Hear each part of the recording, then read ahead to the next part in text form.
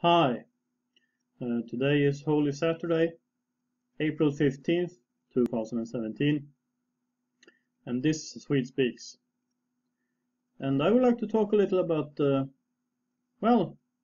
this week in Sweden, the week until today. So I will start with Saturday, the 8th of April, a week ago, that is. There were riots in the Gothenburg neighborhood of Hammarkullen for at least 2 days. On Sunday, Molotov cocktails were thrown at the police. 3 young men, aged between 18 and 20 years, tried to escape and they were taken into custody by the police.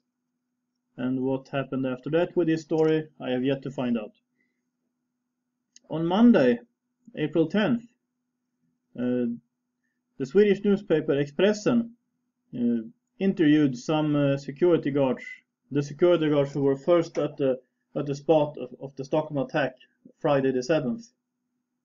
And I have spoken about these people in a previous video, and those are really Swedish heroes. If anyone deserves medals in Sweden, it's these guys. Or actually, I think they should be, given more honorable things than that, but orders are not given out in Sweden to Swedish citizens except for the royal family and foreign citizens, so it's really crazy. So you can't get the Swedish Order of Vasa or the Swedish Order of the North Star or anything like that if you're a Swedish citizen. But if you're a foreign citizen, like me, I could in theory get it because I'm a Norwegian citizen and only a Norwegian citizen. So it's crazy. But anyway, these guys who risked their own lives, when they heard about when they heard what was happening, I mean, they saw and heard what was going on further down the street. They didn't even have time to put on any kind of security gear. They just ran towards what was going on to try to help other people to escape from it. So, and they said they felt that was their duty. So, we should be extremely grateful for people like this. And at the very least, they should get the highest medal you can get in Sweden, which I think is the King's Medal of the 12th size. Hans Majestäts Konungens medalj. I think they should get that, and I hope they do. I don't know, but I hope so. On Tuesday, April 11th, a 7-year-old girl named Florencia Bahamondes, there was a story about how she will be deported from Sweden because her Chilean mother died in cancer, and her father lives in Chile. He does not want to take care of her though, so if they send her to Chile, she will end up in an orphanage. Sounds like a pretty terrible thing to me. And she has an uncle in Sweden who is her substitute guardian right now. And I think they should let her stay in Sweden. I'm not pro deportations for the sake of deportations. I think this girl should be allowed to stay in Sweden. And I mean, if they can't even deport jihadists and Islamic State warriors, why should they deport this girl? She has done nothing wrong. She just lost her mother. That's all. Let her stay in Sweden. Especially as she's got an uncle in Sweden who will take care of her. Other stories from Tuesday. The Swedish government refuses to nominate the Swedish traditions to UNESCO's list of immaterial cultural heritage. And the reason for this, according to Per Olsson Frid, who is an Undersecretary of State at the Cultural Department of Sweden, is, quote, problematic to say that a certain cultural heritage is more important than another, end quote. Well, Mr. Undersecretary, no it's not. It's not problematic to say that in Sweden, Swedish cultural heritage is more important than, for instance, Arabic cultural heritage, or Russian cultural heritage, or Chinese cultural heritage. We could have that in Sweden too, no problems. And by the way, why shouldn't, if there is a list of immaterial cultural heritage that other countries participate in, Why shouldn't Sweden? I don't get this. I don't get this Swedish self-loathing, because I can't explain it in any other way. It's really the Swedes being ashamed of being Swedes. I thought you would get over this soon. But, well, what can you say? And another story from Tuesday. There were cars put on fire in the Uppsala neighborhood of Gottsunda, a place that I know a little too much about, actually. And there were also other things being put fire on there. Garbage houses, the place where you store larger garbage. Shopping carts, mattresses. And Gottsunda is a place, I'm not surprised that there is stuff burning there, because, well, that's the way life goes there. In the Swedish utopia, you have these places. But let's move on to Wednesday. Wednesday, April 12th. 3 cars were destroyed in a fire in Steningebacke in Märsta, which is outside of Uppsala. A few, I think it would be something in the neighborhood of 40 miles or something like that. So this is a small place. It's not really an urban suburb the way. Gottsunda could be called an urban suburb, but this is more a small place. Another new, and also from Uppsala.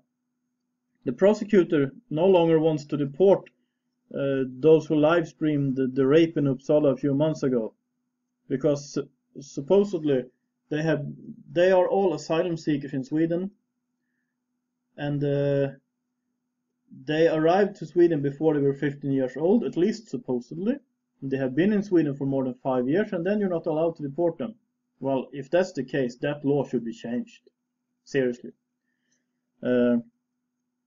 Also, the Swedish government, according to the news on Wednesday, is quickly investigating extended terrorist legislation. And it's supposedly they want to ban participation in a terrorist organization. That hasn't been banned in Sweden until now. It's been banned to participate in terrorist actions, even abroad. But it hasn't been banned to be a part of an organization. And we'll see what happens about that. I will believe it when I see it. More on Wednesday. The police negotiated in Gävle. Gävle is north of Uppsala, which is north of Stockholm.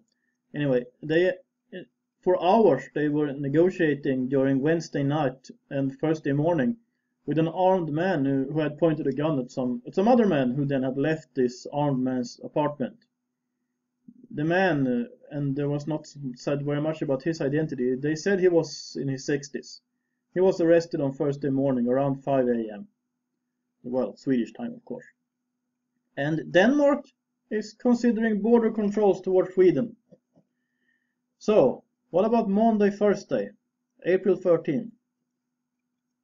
The Green Party leader, Gustav Fridolin, who is also Minister of Education, now says that illegal aliens should be removed from Sweden. This is interesting, because I know this guy. I don't know him personally, but I have been following him for the last 20 years. Or almost 20 years, at least. I met him once, and I don't want to meet him again. But anyway, he has been a big campaigner for open borders, for amnesty of so-called refugees, and for that no person is illegal, etc. Well, it's not illegal to be a person, Mr. Fridolin, but you can have an illegal status that you don't have a legal right to be in the country where you are. So you can be illegal in that sense. But now suddenly he says that illegal aliens should be removed from Sweden. I find it very interesting. I don't think he's had a change of heart or mind. I think he's trying to survive politically. We'll get back to this, because on Good Friday, yesterday, April 14th, the Green Party, which is Gustav Fridolin's party, by the way, and he is one of the leaders. They have 2 leaders, and he is one of the leaders of I mentioned that, of the party. And they are going to have political talks on terrorism between the parties in the Swedish parliament. Well, of course, the Sweden Democrats are not invited. the other 7 parties will have these talks. The 7 parties who didn't understand what was going on are going to have this talk. And the party that did understand something are not invited. But anyway, and the Green Party's demand is put tracking device around the foot on people rejected asylum. So, what happened to open borders, Green Party? Did you suddenly find out it wasn't working? I wonder what's going to happen in the election next year with the Green Party. If they keep on with these politics, yeah, I think it's actually good if they do. But for 2 reasons. First, if they push these policies and vote for them, yeah, wonderful. And second, their voters will leave. They will go somewhere else, or well, maybe they just won't vote at all. I don't really care, as long as they don't vote for the Green Party, because then they will. I mean, their typical voter will think this is fascism. Of course, it's not, but they will think so. So we'll see what happens. And also yesterday, Good Friday, April 14th, in Malmö, there was a fire in a garage at von Lingensväg, which is in the neighborhood of Rosengård in Malmö, and 23 cars were burned out or harmed. And by the way, in this garage, a little more than a month ago, there was another fire there. At that time, only 2 cars were harmed in that fire. So, that was this week in Sweden. And that's what I have to say about this right now. I would like to thank the people who are supporting this channel through prayers, through PayPal, through Patreon. Especially Patreon is greatly appreciated, but PayPal is also good. And well, your prayers, I think that's really a necessity, because well, the Lord is my rock, as you know. I'd like to mention it because, well, I mean, it's Easter time now, and if you like this channel, please subscribe so you don't miss anything. And if you got something to say, feel free to comment. If you like this video, please like it, and please share this or other videos from this channel. I am trying to reach 1,000 subscribers. I'm getting closer, and I really want your help with this, so please share on social media, on Facebook, Twitter, whatever.